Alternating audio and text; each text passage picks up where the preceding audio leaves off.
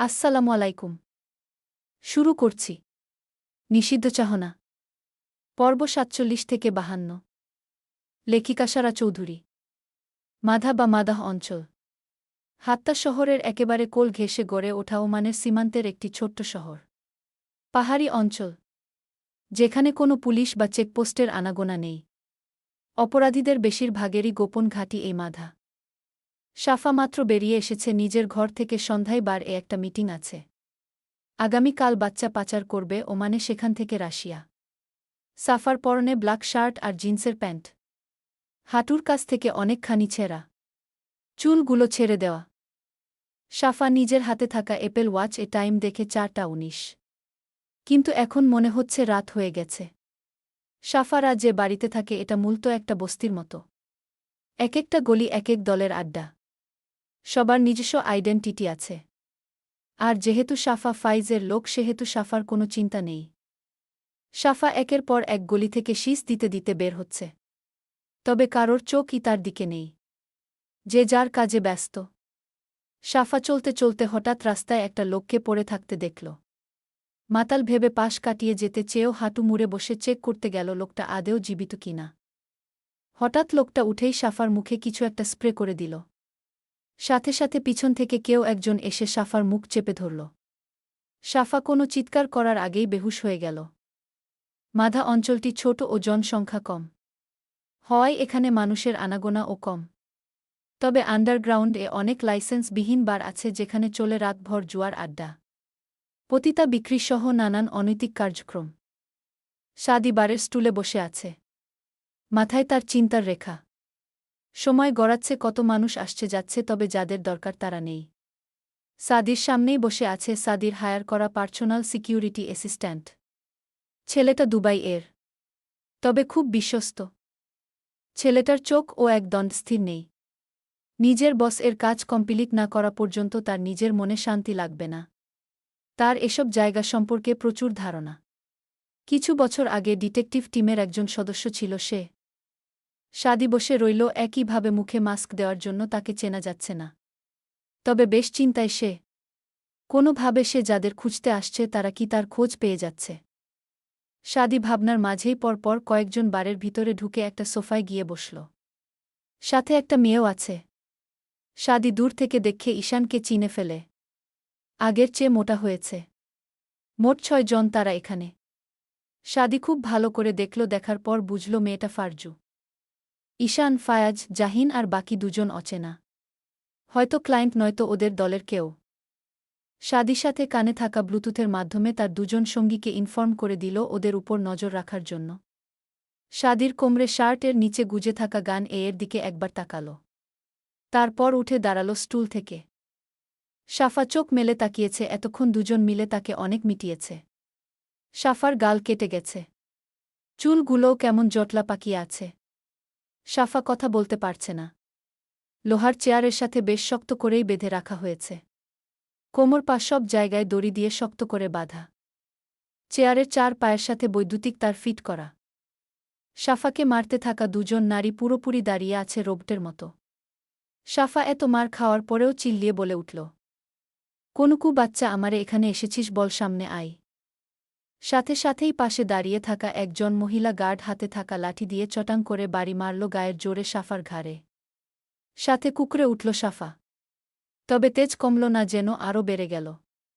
সাথে গালি দিয়ে বলে উঠল, একবার ছাড়া পাই মা, তোদের সব কটারে কাঁচা চিবিয়ে খাবো, বলে দিচ্ছি খোদার কসম। আগে ছাড়া পেয়ে তো দেখ। কথাটা বলতে বলতে হেসে উঠে এক রমণী। সাথে সাথে সারা ঘর কেঁপে উঠে সেই হাসির শব্দে। সাফা আবারও চিল্লিয়ে উঠে, কে রে মা তুই, সাহস থাকলে সামনে আয়। সাফার কথা শুনে অজ্ঞাত রমণীটি আরও জোরে হেসে উঠে। ঘরটি মাটির নিচে। চারিপাশ বেশ স্যাঁতসেঁতে। হলদেটে একটা আলো জ্বলছে ঘরে, যে আলোয় ঘরটির ভয়াবহতা আরও বৃদ্ধি করছে। সাফা বোধ হয় হাসির শব্দে একটু ভয় পেল, তবে দমে গেল না। সাফা চিৎকার করে বলে উঠল, জাহিন, একবার জানলে তোরে পিচ পিচ করে কুত্তা দিয়ে খাওয়াবে। আমাকে ছাড় বলছি। সাহস থাকলে সামনে আয়। সাফার কথা শেষ হতে না হতেই তার থেকে কয়েক গজ দূরে আরও একটা হলদে ভাবের লাইট জ্বলে উঠল। সেখানেই পায়ের উপর পা তুলে বসে আছে এক রমণী। পুরো শরীরটাই কালো পোশাকে আবৃত। কালো টপস, কালো জিন্স আর কালো জ্যাকেট। সাথে বুট। চুলগুলো উঁচিয়ে পেনিটেইল করে বাঁধা। পাশেই দাঁড়িয়ে আছে আর একজন মেয়ে মারিয়া। এটা মূলত মারিয়ার বাড়ির আন্ডারগ্রাউন্ড। উপরে মারিয়ার বাড়ি। মারিয়া মূলত মেয়েটির বিশ্বস্ত গুপ্তচর। সে শুধু শাদির উপরেই নজরদারি করে। মারিয়ার ভিতরে ইমোশন বলতে কিছু নেই। তার মতে টাকাই সব। যে টাকা দিবে আমি তার। তবে সে বেইমান না। মেয়েটিকে এমনভাবে বসে থাকতে দেখে সাফা হুঙ্কার দিয়ে বলে উঠল, এই কে তুই? আর আমার কাছে কি চাস বল? মেয়েটি এবার উঠে দাঁড়িয়ে হাসতে এগিয়ে এলো সাফার দিকে। সাফার ঠিক সামনে এসে ডান হাত দিয়ে সাফার মুখের থুতনি উঁচু করে নিজের চোখের দিকে তাক করে বলে উঠল, পিহু পিহু চৌধুরী। নাম তো জানিস ই। একটা কথায় যেন সাফার ভিতরে ভয় ঢুকে গেল। চোখ মুখ ও কেমন অজানা আতঙ্কে ছেয়ে গেল। সে যতটুকু শুনেছে আর দেখেছে এ পিহুর সাথে সে পিহুর কোনো মিল নেই। তবে এ পিহুকে? সাফা কণ্ঠ খাদে নামিয়ে বলল, তুই না, নাবিলের। কথাটা বলার আগেই পিহু সপাটে সাফার গালে চড় বসাল। চড়ের জোর এত তীব্র ছিল যে সাফার গালে পিহুর 5 আঙুলের ছাপ বসে যায়। সাফা পিহুর দিকে তাকাতেই পিহু সাফার গাল চেপে ধরে বলে, কিসের নাবিল? ডাক্তার সাদিকুর চৌধুরী সাদির বউ আমি। আর যেহেতু নাবিল এর কথা তুললি তাহলে বলে ফেল নাবিলের সাথে কি করলি? সাফা ব্যথাতুর কণ্ঠে বলে, আমি কি করব? ছাড় আমাকে। কিসের ছাড়ব তোকে?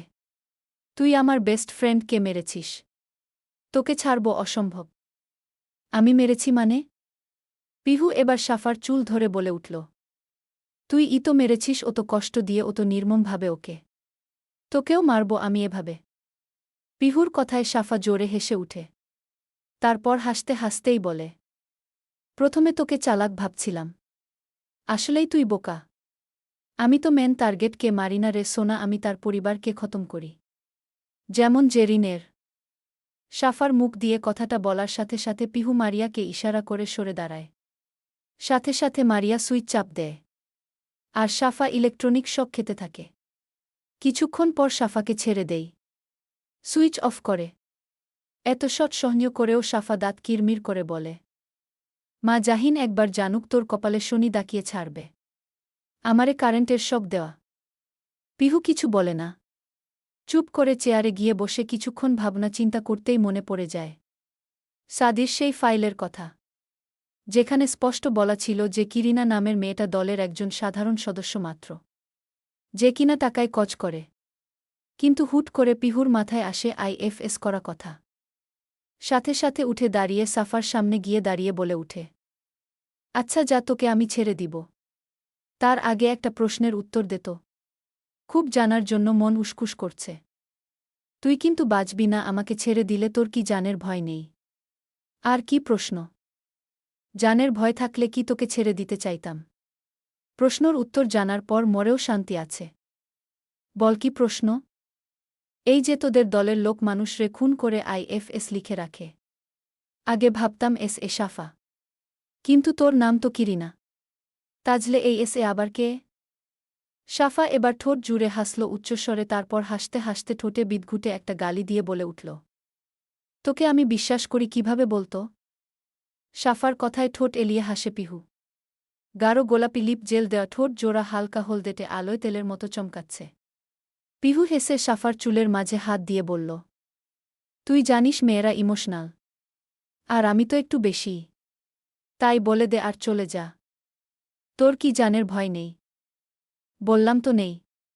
যেখানে নিজের বাপ মা বেঁচে নেই সেখানে নিজে বেঁচে থেকে কি করব? তবে মরার আগে তাদের মৃত্যুর রহস্য জানার ইচ্ছা ছিল। তবে এখন শুধু এর রহস্য জানলে আর কিছু জানার ইচ্ছা নেই। কথাগুলো এক টানায় বেশ ইমোশনাল ভাবে বলল পিহু। পিহুর কথায় হয়তো মন কিছুটা গলল সাফার। চোখে বিশ্বাস অবিশ্বাসের খেলা। সাফা আবারও বলল, আমাকে মুক্তি দিবি তো? আরে বললাম তো দিব জবান। তুই বল একে আর থাকে কই, তারপর তোর মুক্তি। আবার থাকে কই মানে? যেহেতু মরেই যাব তাই জানার ইচ্ছা জাগল। ওহ, হুম বল এবার। এ হল সিরাজ শিকদার। শিকদার রেস্টুরেন্টের মালিক। কোথায় যেন শুনেছি নামটা। ফারজুর ভাইয়ের সুর। ওহ, হুম। পিহু আর কিছু বলে উল্টো ঘুরে চলে যেতে চাই। কয়েক পা আগানোর পর পরই পিছন থেকে ভেসে আসে সাফার বিশ্রী ভাষার গালি। সাফা বলে উঠে, এই মা জবান দিয়েছিস? তাহলে আমারে মুক্তি দে। একবার ছাড়া পায় তোর অবস্থা খারাপ করে দিব। পিহু পিছু ঘুরে তাকায়। মারিয়া এখনো পিছনে হাত গুজে দাঁড়িয়ে আছে। পিহু জোরে শব্দ করে বলে উঠল, গার্ডস। সাথে সাথে সাফার পাশে কিছুটা দূরে দাঁড়িয়ে থাকা দুজন মহিলা বলে উঠল, জি ম্যাম। এই আবর্জনাকে মুক্তি দিয়ে দাও। পিহুর কথায় সাফা হেসে উঠে। পিহু উল্টো দিকে ঘুরে মারিয়ার দিকে তাকিয়ে একটা ডেবিল স্মাইল দিয়ে বলে উঠে, জবান যেহেতু দিয়েছি কথা রাখলাম। তোর জান নিয়ে মুক্তি দিলাম। আমি কাউকে মারব না। আমি আমার স্বামীর পবিত্র নারী। কোনো কিট মেরে হাত গন্ধ করি না। গার্ডস ওর কথা মতো করে ওকে জীবন্ত অবস্থায় চাপাতি দিয়ে কুচি কুচি করে সারা হাত্তা আর মাধা শহরের কুকুরগুলোকে খাওয়াও। কথাটা বলেই বড় বড় পা ফেলে বেরিয়ে যায় পিহু আন্ডারগ্রাউন্ড থেকে। পিছন থেকে ভেসে আসে সাফার করুণ আর্তনাদ। গার্ডগুলো হয়তো তাদের কাজ শুরু করে দিয়েছে। আন্ডারগ্রাউন্ড থেকে বের হতেই মারিয়া বলে উঠে, ম্যাম আমি তো বলেছিলাম এই সিরাজের কথা। তখন সন্দেহ না হলেও এখন সেটাই প্রমাণিত। আর এই সিরাজের নামে নারী পাচারের কেস আছে। তবে টাকা দিয়ে পুলিশের মুখ বন্ধ রাখে। এমনকি পুলিশরা তাকে দেখলেও ধরে না। ওহ, ছোট্ট করে বলে পিহু। ম্যাম একটা কথা বলি। হুম বলো। আপনি চাইলেই তো মারতে পারতেন শুট করে। জীবিত অবস্থায় কষ্ট দিয়ে মারলেন। আপনার তো অনেক কঠিন হৃদয়। পিহু একটা দীর্ঘশ্বাস ফেলল, তবে কোনো প্রতিউত্তর করল না। পিহু বোরকা গায়ে জড়াতে জড়াতে বলল, আচ্ছা মারিয়া, নেক্সট টার্গেট কে? জাহিন নাকি এই সিরাজ শিকদার? জাহিনকে মেবি স্যার মারবে। আর এখন সিরাজকে ধরা মানে দলের সকলে অ্যালার্ট হয়ে যাবে, দেশ থেকে পালাতেও পারে। সেহেতু আমাদের প্রথম সেনাগুলোকে শেষ করে রাজাকে শেষ করতে হবে। পিহু হাসে। এই জন্যই মারিয়া মেয়েটাকে পিহুর এত ভালো লাগে। প্রচণ্ড বুদ্ধি মেয়েটার। পিহু এবার মুখে নেকাব বাঁধতে বাঁধতে বলে, চলো শিয়ানে শিয়ানে খেলা যাক। বাঘের শিকার আমরা নেকড়ের মতো ছিনিয়ে আনি। তার মানে আপনি স্যার এর কথা বলছেন? যদি স্যার জানে আপনি এখানে কি হবে ভাবছেন? আর আমি এখন যতটুকু জানলাম, সাদি স্যারের 4 জন গুপ্তচর আছে। তাদের উপর আমাদের একজন নজর রাখছে। আর সাদি স্যার যদি ধারণা অনুযায়ী জাহিনকে ধরে, তাহলে জাহিনকে স্বীকার করা আমাদের বোকামি। পিহু কিছু বলে না। মনে মনে হাসে। সে চায় না তার শুদ্ধ পুরুষ কাউকে মারুক। এমনকি পিহুও এই জন্য মারবে না কাউকে নিজ হাতে। তবে ঈশানকে নিজ হাতে মারার খুব ইচ্ছা পিহুর। আর সেটা পূরণ করবেই। পিহু আর মারিয়া দুজনেই দুজনকে বোরকায় আবৃত করে বেরিয়ে পড়ে সেই আন্ডারগ্রাউন্ড এর বারের উদ্দেশ্যে। একের পর এক মিটিং করেই যাচ্ছে ঈশান আর সিরাজ। সাফার জন্য চিন্তিত জাহিন আর ফাইজ। কলও ধরছে না। যদিও এটা বর্ডার এলাকা হওয়ায় নেটওয়ার্ক প্রবলেম। তাই এটা নিয়ে ভাবছে না। গত 2 ঘণ্টা ধরে সাদি আর তার পার্সোনাল সিকিউরিটি অ্যাসিস্ট্যান্ট বসে আছে ঈশানদের পেছনে টেবিল। যদিও প্রাইভেসি মেইনটেইন করা, সেজন্য কেউ সরাসরি কাউকে দেখতে পাচ্ছে না। হঠাৎ সবার মাঝ থেকে ফাইজ ওয়াশরুমে যাওয়ার কথা বলে উঠে দাঁড়াল। যদিও তার চিন্তা সাফাকে নিয়ে। এখানে কারপ্রো কথা তার ভালো লাগছে না। ফাইজ এর পেছন পেছন জাহিন ও এলো। এদিকে জাহিনদের ওয়াশরুমের দিকে যেতে দেখে সতর্ক হয়ে গেল সাদি আর তার গার্ডগুলো। সাদি চোখের ইশারার মাধ্যমে সামনের অ্যাসিস্ট্যান্টকে বুঝিয়ে দিল শিকার চলে এসেছে, এবার প্ল্যান মতো কাজ করতে হবে। সাদি রাও কিছুক্ষণ পর বেরিয়ে গেল একে একে। বার থেকে বেরিয়ে কিছুটা দূরে ওয়াশরুম। চারিপাশ অন্ধকার। জাহিন ওয়াশরুম থেকে এসে বাইরে দাঁড়াল। ফাইজ ও তার পাশে দাঁড়াল। যদিও সাফার জন্য জাহিন এর চেয়ে ফাইজ এর বেশি চিন্তা হচ্ছে, কারণ ফাইজ জেনে গেছে সাফার আসল পরিচয় ফাঁস হয়ে গেছে সাদির কাছে। আর সাফার যদি কোনো বিপদ হয়, কারণ সে অনেক অনেক পরিবারকে নৃশংসভাবে মেরেছে, তাই ওর শত্রু বেশি। দূর থেকে আলাদা আলাদাভাবে তাদের উপর চোখ রেখেছে 4 জোড়া শিকারী চোখ। যদিও সাদিদের উপর পিহুর চোখ আছে, তবে সাদির শিকারকে পিহু আজ ছিনিয়ে নিবেই বলে প্রতিজ্ঞাবদ্ধ পিহু। বেশ কিছুক্ষণ দাঁড়িয়ে জাহিন আবার ফিরতে চাইলে ফাইজ তাকে যেতে বলে নিজে দাঁড়িয়ে থাকে। যদিও পিহুরা এসেছিল জাহিনকে ধরতে, তবে ফাইজকে দাঁড়িয়ে থাকতে দেখে আর জাহিনকে আবার হেঁটে বারের ভিতর যেতে দেখে সাথে সাথে প্ল্যান বদলে ফেলে দুই দলের দুজনেই। ফাইজ আবারও সিগারেট ধরিয়ে ঠোঁটের ভাঁজে রেখে গাড়ি পার্কিং এরিয়ার দিকে এগিয়ে যায়। শাদিও এগুতে গিয়েও এগোয় না, কারণ এখন এগোলে ধরা খাওয়ার চান্স আছে। ফাইজ পার্কিং এরিয়াতে আসতেই দূর থেকে দেখতে পায় একটা মেয়ে গাড়িতে এক পা ঠেকিয়ে মোবাইল চাপছে। গাড়ির লাইট জ্বলছে, পিছনের ব্যাকলাইট। হয়তো গাড়ি স্টার্ট দেওয়া। বড় লোলের মেয়ে নেশা করছে। ফাইজ এর মন ফুরফুরে হয়ে গেল সাথে সাথে। সাফার কথা ভুলে গেল মুহূর্তে। টানা পায়ে এগিয়ে গেল মেয়েটির দিকে। মেয়েটির থেকে এক হাত দূরে দাঁড়িয়ে ফাইজ ছোট্ট করে বলে উঠল, এক্সকিউজ মি মিচ। রমণীটি আর চোখে ফাইজকে একবার দেখে গাড়ি থেকে পা নামিয়ে সোজা হয়ে দাঁড়ায়। এদিকে আলো খুব কম। আবছা আবছা। শাদি দূর থেকেই দেখতে পাচ্ছে ফাইজের আর এক মেয়ের কথোপকথন। মেয়েটি ফাইজের পা থেকে মাথা অবধি পরক করে বলল, yes. Are you single woman? Yeah, but why? Will you go on a date with me? I am single too. What? Sorry মিচ। Will you do me a favour? Yeah, why not? Can I have a on kiss your smooth lips? Pihu হয়তো এটারই অপেক্ষায় ছিল। এ যেন মেঘনা চাইতেই জল। বাংলার প্রবাদের মতো উপরওয়ালা যখন চাহিবে আপনা আপনি আসিবে। পিহুর ঘৃণা হচ্ছে মনে মনে। তবে এ সুযোগ হাতছাড়া করা যাবে না। পিহু মাস্ক পরা অবস্থাতেই বলে উঠল, ইয়াহ, শিওর। ফাইজ যেন কথাটায় নেচে উঠল। পিহুর দিকে এগিয়ে আসতে লাগল। পিহুর মনটা বিষিয়ে যাচ্ছে, তার প্রাণপ্রিয় প্রণয় পুরুষ এই জানো আর তাকে ধরতে এসেছে। আসলেই মানুষ কতটা খারাপ হলে নিজের স্ত্রী থাকার পরেও পর নারীতে আসক্ত হতে পারে, এটা ফাইজকে না দেখলে পিহু হয়তো জানত না। কিভাবে অচেনা একটা মেয়ের কাছে অসামাজিক আবদার। ছিহ! ফাইজ পিহুর দিকে একটু এগিয়ে আসতে পিহু নেশালো কণ্ঠে বলল, প্লিজ কাম বেবস। ফাইজ যেন একটু অস্থির হয়ে গেল। শাদি দূর থেকে বুঝল ফাইজ মেয়েটার দিকে একেবারে চলে এসেছে, সেও একটু একটু করে এগিয়ে আসতে লাগল। ফাইজ পিহুর মুখের দিকে নিজের মুখ নিয়ে আসতেই পিহু আগে থেকে হাতে বের করে রাখা রুমালটা ফাইজের নাকে চেপে ধরল। ঘটনাটা এত তাড়াতাড়ি ঘটল যে ফাইজ কিছু বুঝে ওঠার আগেই তার মাথায় চক্কর দিয়ে উঠল। পিহু টান দিয়ে গাড়ির ব্যাক সিটের দরজা খুলেই ধাক্কা দিয়ে ফেলে দিল ফাইজকে। ভেতরে যেতে গিয়ে গাড়ির দরজায় ফাইজের মাথায় প্রচণ্ড লাগে। সাথে সেখান থেকে রক্ত বের হওয়া শুরু হয়। পিহু এক প্রকার লাথি মেরে জোর করে ঠেলে ফাইজকে গাড়ির ভিতরে বসিয়েছে। দূর থেকে শাদিরা যখন বুঝতে পারে অচেনা মেয়েটা ফাইজকে কিডন্যাপ করছে, তখনই দৌড়ানো শুরু করে। কিন্তু ততক্ষণে দেরি হয়ে গেছে। মারিয়া ফুল স্পিডে পার্কিং থেকে গাড়ি বের করে ছুটে চলেছে নিজেদের আস্তানার দিকে।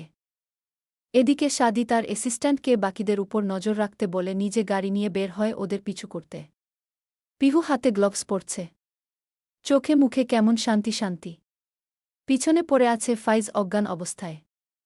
রুমালে গাঢ় আকারের ক্লোরোফর্ম মেশানো থাকায় সাথে সাথে সেন্স হারিয়েছে ফাইজ। মারিয়া হঠাৎ ড্রাইভ করতে করতে বলে উঠে, ম্যাম স্যার, এর গাড়ি আমাদের ফলো করছে কিচ্ছুক্ষণ ধরে।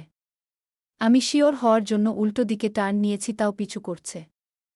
মারিয়ার কথায় পিহু ও মিররে তাকিয়ে দেখে তাদের গাড়ির পিছনে সাদা রঙের একটা গাড়ি। পিহু সাথে সাথে মারিয়াকে বলে উঠে, মারিয়া, ব্রিজ রোডে গিয়ে ব্রিজের নিচ থেকে টার্ন নিবা। ওখানে 4 রাস্তার মোড় আছে, তো আর ধরতে পারবে না। পিহুর কথা মতো মারিয়া তাই করল, গাড়ি আরও স্পিড দিল। এদিকে শাদি সেই কখন থেকে ফলো করছে, তবে নাগাল পাচ্ছে না। শাদির মাথায় চিন্তা ভরপুর, এই মেয়েকে কে হতে পারে? অচেনা রমণী যে একটা পুরুষকে মাফিয়াদের বার থেকে তুলে নিয়ে আসতে পারে। ভাবতে ভাবতে হঠাৎ 4 রাস্তার মোড়ে এসে গাড়ির জ্যাম এর কারণে চোখের আড়াল হয়ে যায় গাড়িটা। শাদি কপালে চাপড়ায় নিজের একটা অচেনা মেয়ের কাছে হেরে গেল। এটা কল্পনা করতে পারছে না। তার শিকার তার হাত থেকেই বাজ পাখির মতো কেউ নিয়ে গেল। তখনই ফোন আসে সাদির ফোনে। শাদি বিরক্ত হয়ে ফোন কানে তুলতেই ওপাশ থেকে সাদির অ্যাসিস্ট্যান্ট বলে, স্যার, ফাইজ নামের ছেলেটার সাথে সাফা নামের মেয়েটাও নিখোঁজ। এরা এখন চিন্তিত অবস্থায় বেরিয়ে গেল। বেশ রেগে আছে মনে হচ্ছে ঈশান চৌধুরী। Oh shit! শাদি জোরে গাড়ির সিটে ঘুষি বসিয়ে বলে, অ্যাসিস্ট্যান্টকে তাদের উপর নজর রাখতে বলে সাদি বেরিয়ে যায় বাড়ির উদ্দেশ্যে। তার আশাটাই ফাও। রাগে মাথা ফেটে যাচ্ছে। সবকিছু কেমন তাল গোল পাকিয়ে যাচ্ছে। সাদির এখন একটু মানসিক শান্তি দরকার, সেটা একমাত্র পিহুর কাছেই পাবে। সাদি আর দেরি না করে গাড়ি ঘুরিয়ে ছুটে চলে বাড়ির উদ্দেশ্যে। বাড়ির মালিক এখনও বাড়ি ফেরেনি। তাদের উপর প্রচণ্ড বিশ্বাস বলে পুরো বাড়িটা তাদের ভরসায় রেখে গেছে। প্রায় 40 মিনিট পর গাড়ি এসে ঢুকে বাড়ির ভিতরে। সাদি গাড়ি পার্কিং এ রেখে লিফটে করে চলে আসে 3 তলায়। 3 তলার রুমগুলো বেশ গোছালো আর বড় বড়। তাই সাদির বেশ পছন্দ। সাদি ক্লান্ত মাখা ভারাক্রান্ত মুখ নিয়ে একটা দীর্ঘশ্বাস ফেলে ঘরের কলিং বেল চাপ দেয়। পরপর কয়েকবার চাপ দেওয়ার পর পরই ঘুমু ঘুমু চোখে ঢুলতে এসে দরজা খুলে দেয় পিহু। গায়ে ওড়না নেই। চুলগুলো এলোমেলো। পিহুকে এ অবস্থায় দেখে হাসি পেল সাদির। সারাদিনের সকল হতাশা ক্লান্তি সাথে সাথে গায়েব হয়ে গেল। পিহু দরজা থেকে সরে দাঁড়াতেই সাদি ভিতরে ঢুকে। পিহু চোখ ডলতে ডলতে দরজা বন্ধ করে দিয়ে পিছু ঘুরতেই সাদি পিহুর কোমর জড়িয়ে ধরে। পিহু চমকায়। পিটপিট করে সাদির হাস্যোজ্জ্বল মুখের দিকে তাকায়। সাফি পিহুর কপালে ভালোবাসার পরশ এঁকে দিয়ে বলে, জান ঘুমিয়ে গেছিলি? হু। সাদি এবার পিহুকে কোলে তুলে নেয়। সাথে সাথে পিহুর ঘুম ছুটে যায়। পিহু ছটফটায় উঠে সাদি পিহুকে সোজা বিছানায় নামিয়ে দিয়ে পিহুর কানের কাছে ফিসফিস করে বলে, খুব খিদা লাগছে জান, তবে কোনো ক্ষুধা আগে নিবারণ করব। মনটা খুব ক্লান্ত, তুই একটু বস, আমি ফ্রেশ হয়ে আসছি। কথাটা বলেই সাদি কাবার থেকে ট্রাউজার আর গেঞ্জি নিয়ে ওয়াশরুমে চলে যায়। এদিকে সাদি ওয়াশরুমে যেতেই পিহু একটা জোরে দম ছাড়ে। পিহু এসে মাত্র ড্রেস পাল্টিয়েছে আর সাদি কলিং বেল দিয়েছে। পিহু যে এতক্ষণ যেভাবে অ্যাক্টিং করছিল, এতে পিহুর নিজেকে নিজে নোবেল দিতে ইচ্ছা হচ্ছে। ফাইজকে আন্ডারগ্রাউন্ড রুমে একইভাবে বেঁধে রেখে এসেছে পিহু। মারিয়া বলেছে ইচ্ছামতো ধোলাই দিতে। সাফাকে পুরো 17 টুকরো করে প্রায় 2 কুকুরকে খাইয়ে দিয়েছে গার্ড দুটো। সাফার কোনো অংশ বাকি রাখে নাই। জামা কাপড়গুলো পেট্রোল দিয়ে পুড়িয়েছে। সাদি ওয়াশরুম থেকে বের হতেই পিহু সেই এলোমেলো অবস্থায় ছুটে যায় কিচেনে। প্লেটে খাবার সাজিয়ে আনে। কিচেন থেকে অল্প ডোজের ঘুমের ওষুধ মিশিয়ে দেয় পিহু খাবারে। তারপর খাবার নিয়ে এসে ঘুম ঘুম চোখে পরম যত্ন করে খাইয়ে দেয় সাদিকে। খাবার চিবুতে চিবুতে সাদি বলে উঠে, আল্লাহ জানে কপালে কি আছে। পরপর 2 দিন ইমিশন ফেল হল। কেন, আজ কি হয়েছে? আর বলিস না। আমার মনে হয় এই গেম আমাদের ধারণার থেকে বড়, কারণ আজ একটা মেয়েকে দেখলাম। কি দেখলেন? সাদি আর কিছু বলে না। চুপ করে যায়।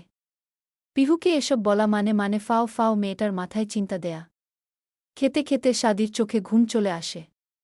সাদি খাওয়া শেষ করে নিলে পিহু খাবার টেবিল এ রেখে আসে। সাদি পিহুর কপালে চুমু খেয়ে সোজা হয়ে শুয়ে বলে, ভালোবাসি my wifey. I love you. Love you very much. জান। হুম, আমিও ভালোবাসি আমার ফেলটুস ডাক্তার সাহেবকে। পিহুর কথায় সাদি ঠোঁট মেলিয়ে হাসে, তারপর ঘুম জড়ানো কণ্ঠে বলে উঠে, স্টুপিড। রাত 1:18। মারিয়া একটু আগে মেসেজ দিয়েছে। জ্ঞান ফিরেছে ফাইজের। জ্ঞান ফেরার পর থেকেই অকথ্য ভাষায় গালাগালি করছে সবাইকে। মারিয়া না পেরে কাগজ গুজে দিয়েছে মাইজের মুখে। পিহু উঠে নিজেকে আবারও নিজ পোশাকে সাজিয়ে নেয়। কালো প্যান্ট, কালো টপস আর তার উপর কালো জিন্সের জ্যাকেট। চুলগুলো গার্ডার দিয়ে বাঁধা। মুখে মাস্ক লাগানো। পিহু সাদির পাশে বসে সাদির ঘুমন্ত মায়াবী মুখের দিকে তাকায়। সাদি ফর্সা হওয়ায় হালকা টোকাতেও সাদির ক্ষতস্থান লাল হয়ে যায়। পিহু জিন্সের প্যান্টের পকেট থেকে একটা সিরিঞ্জ বের করে সাদির শরীরে কিছু ইনজেক্ট করল। পিহু জানত ঘুমের ওষুধে ঘুম ভাঙবে না। তবে পিহু রিস্ক নিবে না। তাই ইনজেকশন দিল। এটার ডোজ 4 ঘণ্টা অবধি থাকবে। তবে কারোর বোঝার ক্ষমতা নেই যে ঘুমিয়েছিল। স্বাভাবিক থাকবে সব। পিহু সূক্ষ্ম সিরিঞ্জ দিয়ে ইনজেকশন দিয়েছে সাদিকে। ইনজেকশন দিয়ে সেটা আবার আগের মতো সুন্দর করে গুছিয়ে লুকিয়ে রেখে এসে সাদির পাশে বসে সাদির ঠোঁটে নিজের ঠোঁট দ্বারা ভালোবাসার পরশ দেয়। তারপর বিড়বিড় করে বলে, মাফ করবেন। আপনি হয়তো আমার এই পরিবর্তনটাকে মেনে নিতে পারবেন না, তাই আমার এই পথ অবলম্বন। তবে আমি চাই না আমার আপনি অশুদ্ধ হন। আপনি আমার কাছে শুদ্ধ পুরুষ, আমার ব্যক্তিগত পুরুষ। আর আমিও আপনার বোকা স্টুপিডই থাকতে চাই। আমি চাই না আমার এই রূপ দেখে আপনি ব্যথিত হন। তবে সকল খুনিদের শাস্তি নিজ থেকেই দিব আমি। আপনার কষ্ট করা লাগবে না। কথাটা বলে পিহু আর দাঁড়ায় না। সাথে হাতের ঘড়ি দেখে কানে ব্লুটুথ পড়তে পড়তে বেরিয়ে যায় পিহু ঘর থেকে। যাওয়ার আগে বাইরে থেকে লক করে যায়। রাস্তার ধারে পড়ে আছে একটা মৃতদেহ। বেশ নৃশংসভাবে খুন করেছে খুনি। মুখটা বাদে বাকি অঙ্গুলো খণ্ডবিখণ্ড। দেখেই বোঝা যাচ্ছে খুনি মুখে কিছু করে যাতে লাশকে চেনা যায় সহজেই। দুবাই এর সংবাদ পত্রিকার নারী সাংবাদিক এক নাগারে খুনের বর্ণনা দুয়ে যাচ্ছে ক্যামেরার সামনে। সেটা টিভিতে ফেসবুকে লাইভ হচ্ছে। লাশটির জিভ কেটে নেওয়া হয়েছে, চোখগুলো ও হুবড়িয়ে নেওয়া হয়েছে। সেগুলো পাশেই পলিথিন ব্যাগ করে রাখা। ফেসবুক ঘাঁটতে ঘাঁটতে হঠাৎ ফাইজের মৃত্যুর খবর আসে চোখের সামনে শাদির। শাদি খবরটা দেখে স্তব্ধ বাকহীন হয়ে গেছে।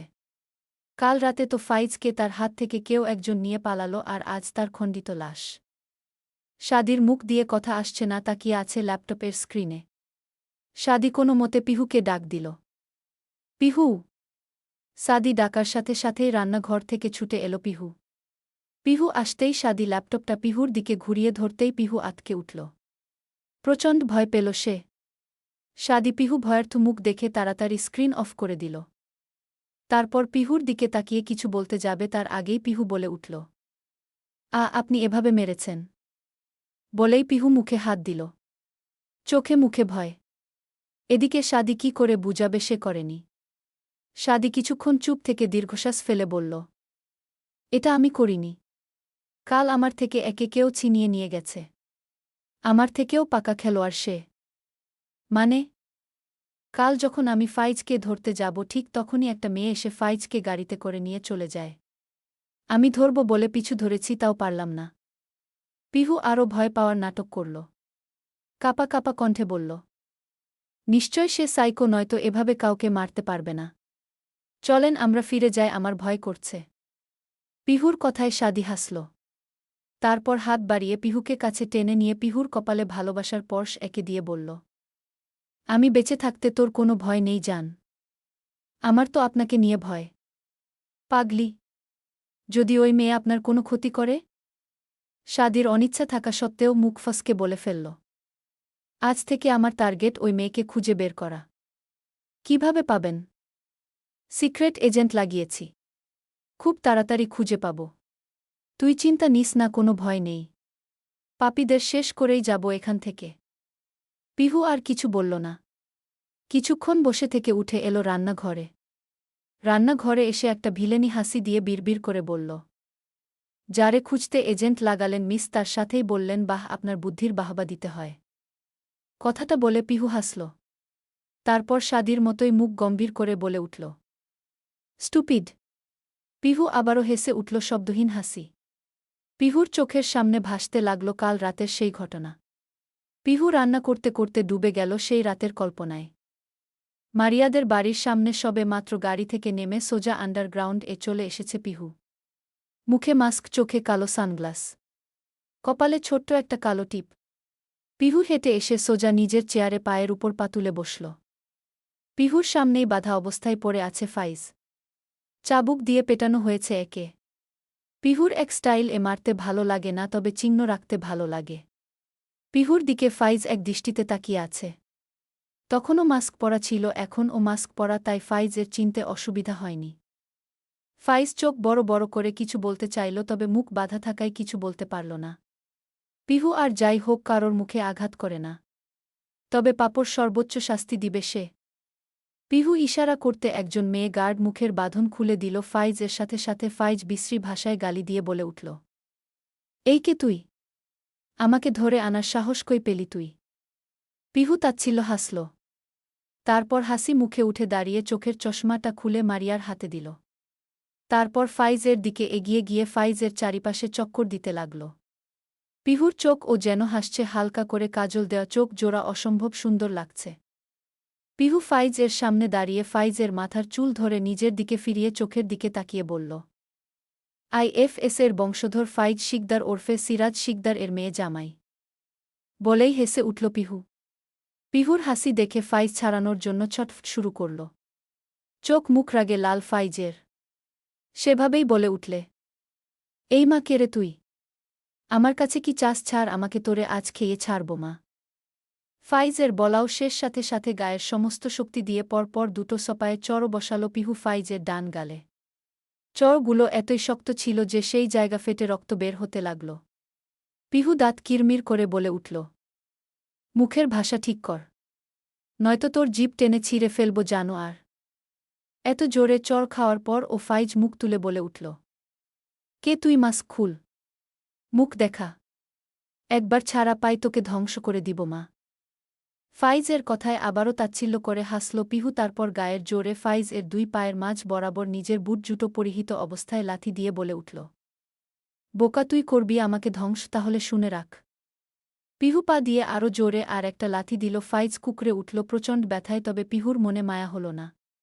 পিহু ফাইজ এর চুল টেনে নিজের দিকে ফিরাল ফাইজের মুখ, তারপর নিজের মাস্ক খুলে বলে উঠল, ধ্বংসের শেষ প্রান্তে দাঁড়িয়েও আমি তাচ্ছিল্য হেসে বলব, আমাকে ধ্বংস করা অসম্ভব। বলাই চুল ছেড়ে আবারও সপাটে চড় বসাল ফাইজের গালে।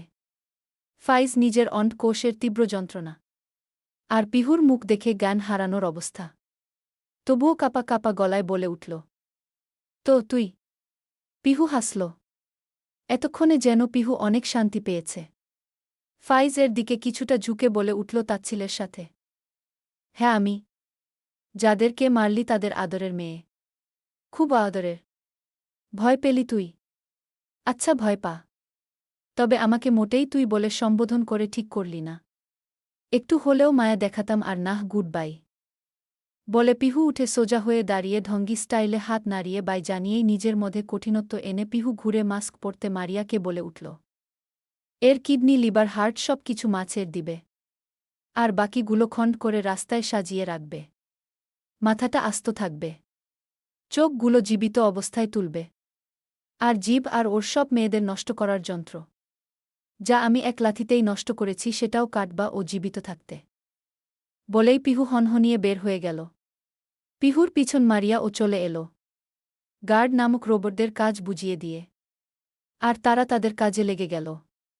আন্ডারগ্রাউন্ড এর মোটা লোহার দরজা ভেদ করেও ফাইজের চিৎকার ভেসে আসছে। পিহু বাইরে এসে হেসে মারিয়াকে বলল, দুজন পাপীকে বিদায় করতে পেরেছি।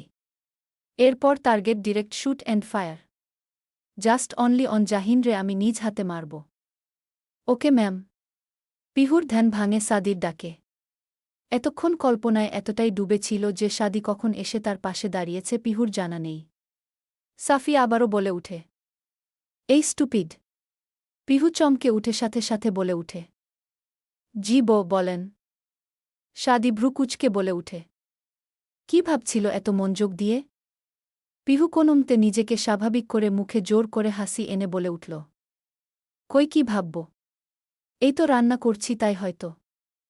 সাদি ফিচলে হাসল, তারপর পিহুর থুতনি উঁচু করে ধরে নিয়ে সাদির মুখ পিহুর দিকে এগিয়ে নিয়ে গিয়ে ফিসফিস করে বলে উঠল, যার বুকের বাম পাঁজরের হাড় দিয়ে তৈরি, তাকেই মিথ্যা বলিস? আর ভাবছিস সে বুঝতে পারবে না? নিজেকে খুব চালাক মনে করিস? My lovely wife. Stupid.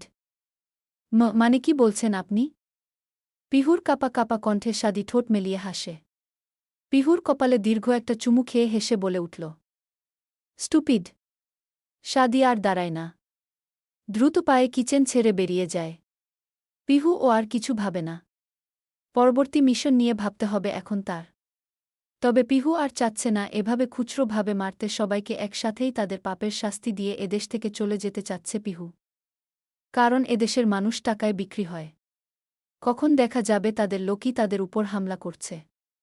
Pihu risk নিবে না। ধরনীর বুকে সন্ধ্যা নেমেছে। চারিদিকে অন্ধকার। বাইরে বৃষ্টি পড়ছে অল্প অল্প। তাতেই শুষ্ক মাটি ভিজে যাচ্ছে। সবুজ ঘাসগুলো আনন্দে নেচে উঠছে। পাখিগুলো তাদের নিরে ফিরেছে অনেক আগেই। ভাড়া করা তিনতলা বাড়িটায় আজও পিহুরা একা। বাড়ির মালিক আসবে আরও 4 দিন পর। সে হিসাবে এখন পুরো বাড়িটা পিহুদের। মাগরিবের নামাজ শেষ হতেই সাদি গোছানো শুরু করে দিয়েছে। আজ প্রকাশ্যে পিহুর সামনে নিজের গান দুটো বের করে রাখল সাদি। সাদির গেটআপটাও আজ ভিন্ন। মেরুন রঙের শার্ট, কালো প্যান্টের সাথে ইন করা। চুলগুলো জেল দিয়ে সেট করা, পায়ে কালো রঙের বুট। আজ সারাদিন পিহু খেয়াল করেছে সাদি তাকে এড়িয়ে চলছে, নয়তো সন্দেহের দৃষ্টিতে দেখছে। তবে পিহু সেসব গায়ে মাখেনি, কারণ পিহু জানে তাকে ধরা সহজ না।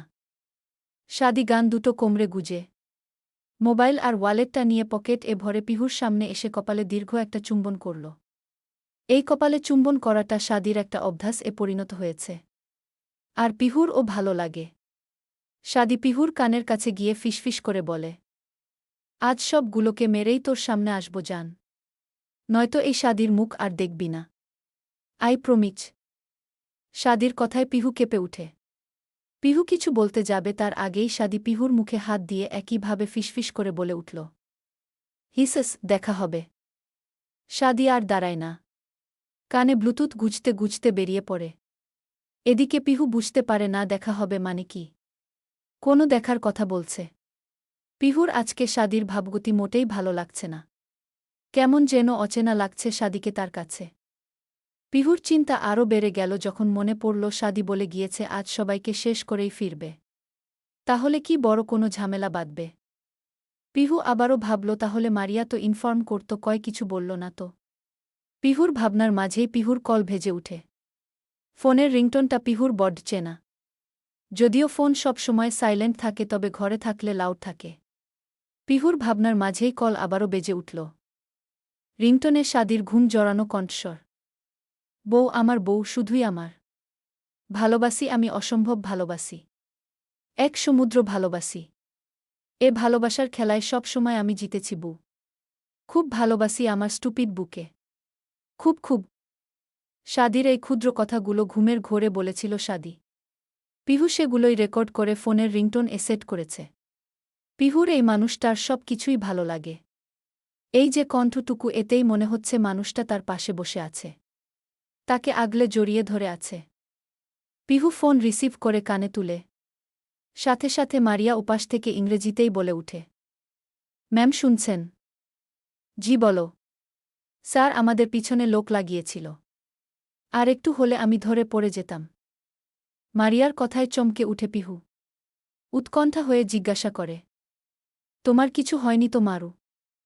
নো ম্যাম, বাট কি? আজ স্যার এর বিপদ আছে। স্যার হয়তো জানে না যে ঈশান চৌধুরী আর সিরাজ শিকদার ফাইজের লাশ পাওয়ার পর খুনিকে হন্য হয়ে খুঁজছে। আজ তারা রুচাই বার এর 6তলার পার্টিতে থাকবে। আর স্যার সেখানেই যাচ্ছে। ওরা মূলত খুনিকে খোঁজার কোনো প্ল্যান করছে। এখন কি করব ম্যাম? মারিয়ার কথায় পিহু চুপ হয়ে যায়। মাথা কাজ করা বন্ধ করে দিয়েছে তার। সাদির যে বিপদ আছে সেটা ভালোই বুঝতে পেরেছে। পিহু আবারও কিছু বলতে যাবে তার আগেই মারিয়া বলে উঠে, আপনার অনুমতি না নিয়ে একটা কাজ করে ফেলেছি। পিহু ফোনের এপাশ থেকেই ভ্রু কুঁচকে বলে উঠে, কি?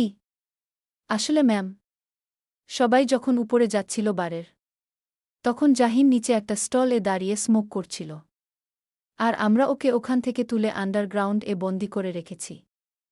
একদিকে খুশির খবর, অন্যদিকে আর এক আসন্ন বিপদ এর ভয়। পিহু নিজের অনুভূতি প্রকাশ করতে পারল না। চোখ বুজে একটা দীর্ঘশ্বাস ফেলে বলে উঠল, আমি বের হচ্ছি। ফার্স্ট কোথায় যাবে? আগে স্যারকে প্রোটেক্ট করা দরকার। আপনি চাইলে সেখানেই। ওকে। পিহু কল কেটে দিয়ে গোছাতে থাকল। পুরো বিদেশিদের মতোই। সাদা জিন্সের প্যান্টের সাথে সাদা বেগুনের ফুলের মিশলে কাজ করা টপস। চুলগুলো বেঁধে জুতো পরে নিল। তারপর আলমাতির লকারের গোপন তাক থেকে নিজের গান বের করে লোড করে নিয়ে বেরিয়ে গেল বাড়ি থেকে। রুচাই বার। হাত্তা অঞ্চলের নামি দামি বারগুলোর একটা। এখানে প্রতিনিয়ত সকল অনৈতিক কার্যক্রম হয়ে থাকে। তবে দেশের আইন যেন অন্ধ, এগুলো চোখেও দেখে না। 3তলার একেবারে কর্নারের টেবিলে বসে আছে ঈশান, ফারজু আর সিরাজ। ফারুজু কেঁদেই যাচ্ছে, চোখের পানি যেন থামছে না। নিজের ভাইকে কে হারানোর কষ্টে বুক ফেটে যাচ্ছে তার। এদিকে জাহিনকে না আসতে দেখে সকলে আরেক দফায় চিন্তিত। যদিও জাহিন বলেছিল একজনকে নিয়েই উপরে আসবে 8:30টায়। এখন 8টা বাজে সবে মাত্র। ঈশানের দিকে তাকিয়ে সিরাজ ড্রিঙ্কের গ্লাসে চুমুক দিতে দিতে বলে উঠল, আমাদের পিছনে আবার কারা লাগছে? কিরিনার তো কোনো চিহ্ন পেলাম না। আর এখন ফাইজের এমন নৃশংস মৃত্যু। আমার মেয়ে কেঁদে ভাসাচ্ছে, এদিকে ফারজুও কাঁদছে। এর একটা বিহিত চাই। আমাদের পথে কাটা হয়ে আসলে সেই কাটা আগুন দিয়ে পুড়িয়ে ছাই বানিয়ে উড়িয়ে দিব। সিরাজের কথায় ঈশান কোনো উত্তর দেয় না। তার মাথায় এখন অনেক চিন্তা। কিছু যেন ভালো লাগছে না। সব এলোমেলো লাগছে। আর কারাই বা তাদের পিছু লাগবে? যদি তাদের পিছু লাগত তাও হতো পরপর কয়েকটা খুন হলো আলাদা আলাদা মানুষ। যদি তাদের শত্রু হতো তাহলে অন্যকে মারত না, তাদেরই মারত। ঈশান একটা গ্লাস তুলে নিয়ে বোতল থেকে ড্রিঙ্ক ঢেলে নিয়ে চুমুক বসাল।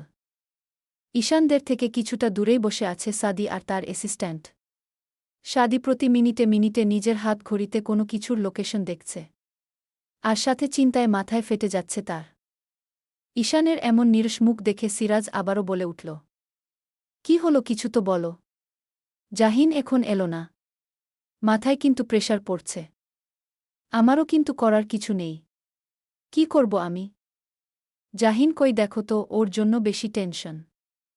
সিরাজের কথা শেষ হতে না হতেই ঈশান উঠে দাঁড়ায়। ঈশানের গায়ের সাথে সেটে থাকা ফারজু চমকে উঠে।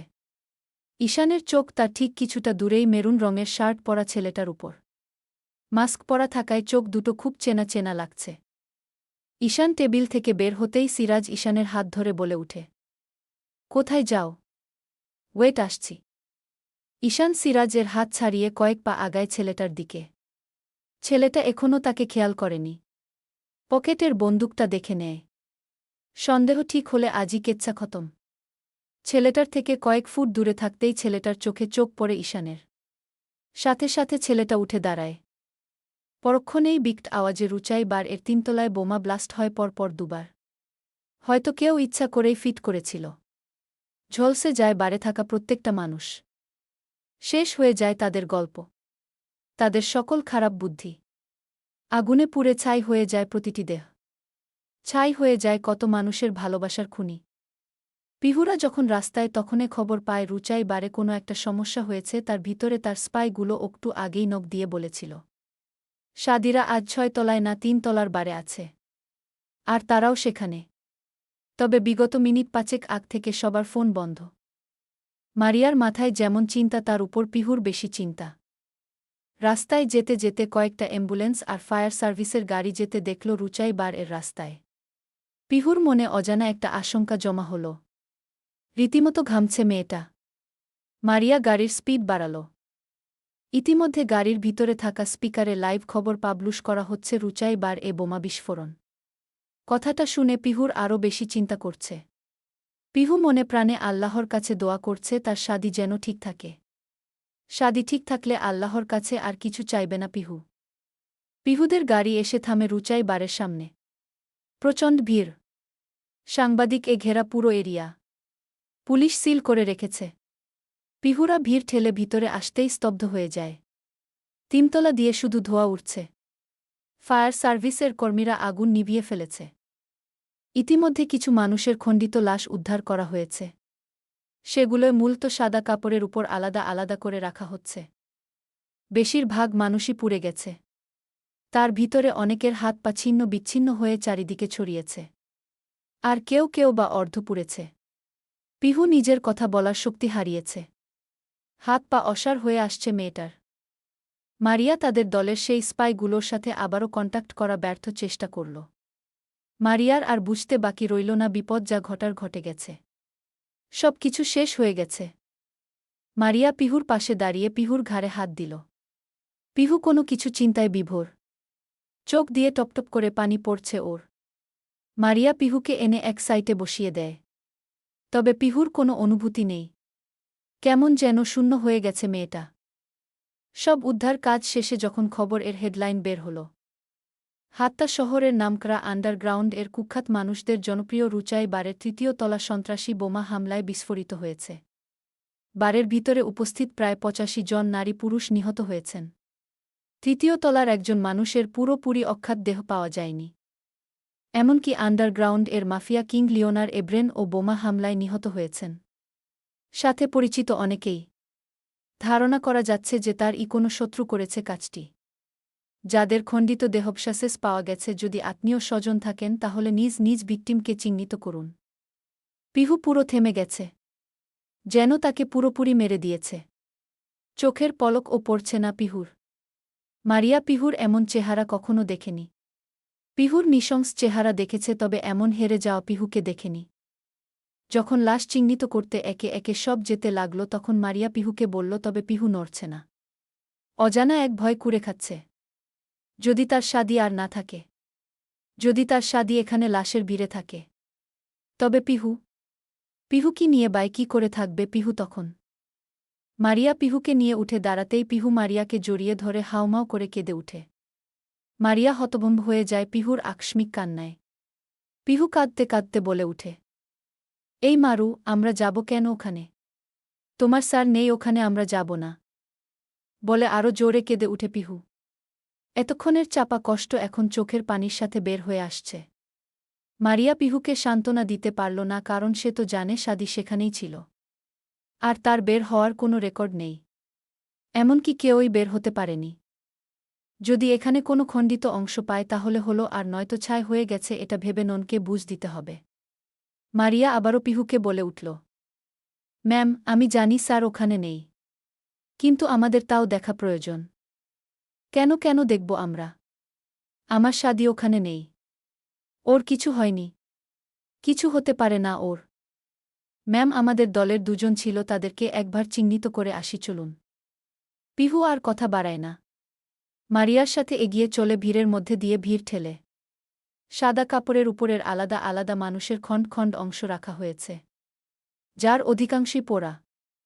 পিহুরা এগিয়ে গিয়ে দেখতে লাগল একে একে সব লাশগুলোর অংশকে। হঠাৎ একটা খণ্ডিত পোড়া হাতের কাছে এসে পিহু থমকে যায়। হাতের সাথে শার্টের গোটানো হাতাটুকু এখনও লেগে আছে। পানিতে ভিজে পড়া চামড়ায় লেগে গেছে, তবে মেরুন রংটা চকচক করছে। হাতের ঘড়িটাও পিহুর অনেক বেশি চেনা। পুড়ে যাওয়া সাদা রোলেক্স ঘড়িটা পিহুর চেনা। পিহু নিজে পছন্দ করে কিনেছিল ঘড়িটা, আর আজ শাদী সেই ঘড়িটায় পড়েছিল। পিহু আর কিছু ভাবতে পারে না। তার আগেই জ্ঞান হারিয়ে পড়ে যায়। ঠিক সময়ে মারিয়া ধরে নেয় পিহুকে। মানুষের সাহায্যে গাড়িতে বসিয়ে এগিয়ে চলে হসপিটালের দিকে। পিহুর জ্ঞান ফেরে গভীর রাতে। হাত তার একটা হসপিটালে বিছানায় শুয়ে আছে সে। পাশেই বসে আছে শাদী। চোখে চশমা লাগানো, সাদা ফ্রেমের আয়তকার গ্লাস। বেশ মানিয়েছে শাদীকে। পরনে মেরুন রঙের সেই শার্ট আর কালো প্যান্ট। শার্টের উপর সাদা এপ্রন। পিহু পিটপিট করে চোখ খুলে শাদীর দিকে তাকায়। শাদী ও তার দিকেই তাকিয়ে আছে। পিহু শাদীর দিকে তাকিয়ে থাকে বেশ কিছুক্ষণ, তারপর ভ্রু কুঁচকেই জিজ্ঞাসা করে, সাদু? পিহুর কথায় শাদী হাসে। ঠোঁট মেলে। পিহু মুগ্ধ নয়নে দেখে সেই হাসি। শাদী পিহুর দিকে তাকিয়ে বলে উঠে, জান। পিহু এগিয়ে শাদীর গালে হাত ছুঁয়ে দেয় কাপা হাতে। তারপর উঠে বসতে চায়। শাদী তাড়াতাড়ি পিহুকে ধরে উঠে বসায়। পিহু শাদীকে গায়ের জোরে জড়িয়ে ধরে কেঁদে বলে উঠে, আপনি ঠিক আছেন? কই গেছিলেন আপনি? আপনাকে কত খুঁজেছি আমি। ওরা আপনার পোড়া হাত। আর কিছু বলার আগেই শাদী পিহুর মুখে নিজের হাত দেয়। তারপর ফিসফিস করে বলে, আর না জান, খুব ভালোবাসি তো আমি তোমায়। খুব খুব। আমি আমার স্টুপিডকে ভালোবাসি। আমিও আপনাকে ভালোবাসি সাদু। শাদী আবারও হাসে। পিহুর কপালে ছোট্ট একটা চুমু দিয়ে শাদী বলে উঠে, তুমি কাঁদছ কেন জান? কি হয়েছে? আপনি আমাকে ছেড়ে যাবেন না তো সাদু? শাদী আবারও হাসে। পিহু ছেড়ে উঠে দাঁড়ায়। তারপর করুণ চোখে পিহুর দিকে তাকিয়ে বলে, আমাদের প্রণয়ের কাহিনী হয়তো পূর্ণতা পেল না জান, তবে আখিরাতে তোর পাশে আমি আবারও দাঁড়াব। আর সেই জন্মে তোকে সারা জীবন ভালোবাসব। খুব খুব ভালোবাসব, আর ছেড়ে যাব না। শাদীর কথা শেষ হতে না হতেই পিহু শাদীকে জড়িয়ে ধরতে যায়। ঠিক তখনই শাদী অদৃশ্য হয়ে যেতে থাকে। পিহু নিজের গলার সমস্ত শক্তি দিয়ে বলে উঠে, শাদীই যাবেন না। হঠাৎ পিহুর চিৎকারে কেবিনে ছুটে আসে মারিয়া সহ ডাক্তাররা। এতক্ষণ পিহু স্বপ্ন দেখছিল। পিহু ঘেমে একাকার। হার্টবিট দ্রুত চলছে। মারিয়ার চোখে পানি। 5 ঘণ্টা ধরে পিহু অজ্ঞান। মারিয়া পিহুর পাশে এসে বসতেই পিহু মারিয়াকে জাপটে ধরে কেঁদে উঠে বলে, মারু, এই মারু আমার শাদী। আমার শাদি আর নেই। চলে গেছে আমারে রেখে। সবাই চলে গেছে আমারে রেখে। সবাই খারাপ মারু। কেউ ভালো না। কেউ ভালোবাসে না আমাকে, খুব খারাপ ওরা। খুব। আমি ওদের মাফ করব না। এই মারু আমার সাধু আমারে আর স্টুপিড বলে ডাকবে না। এই মারু। আমার শাদি। আমার শাদি আর নেই। জ্ঞান হারিয়ে আবারও লুটিয়ে পড়ল মারিয়ার গায়ের উপর। প্রিয় মানুষ হারানোর শোক খুব ভয়াবহ। মারিয়া শুনেছে পিহুর জীবন কাহিনী। তাই শাদির ব্যাপারটায় সে নিজেও কাঁদছে। ভালো লাগলে একটা কমেন্ট করে যাবেন।